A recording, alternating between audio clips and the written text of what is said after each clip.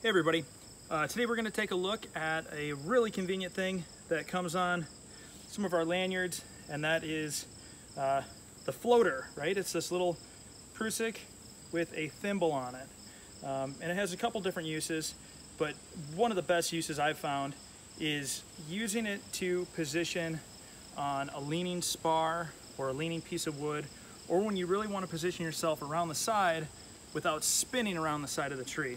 So for example, if I wanted to lean around this way to do some work, you know, if I came around here, I'm getting way off balance and it keeps spinning me all the way around, right?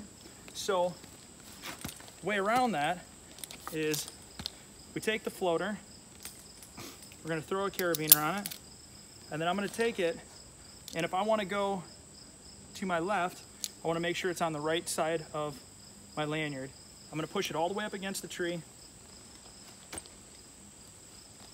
Actually, I'm going to hook it up first, and then I'm going to adjust it so it's nice and tight against the tree. So now, when I lean out to position around here, right, I can come out here. Let's say I was going to notch this to do some negative rigging. I can put a notch in it, well, we notch here, or I'm reaching out to do a little bit of work. This helps position me backwards, opposed to swinging me around the tree. One of the important things to remember is having it on the correct side of where you want to position. So, for example, if I wanted to, let's say I wanted to position out this way, but I put it the wrong way, right now I lean out here, right? It's just going to spin right around this tree. But as soon as I go the other way, it bites right down and it cinches against here.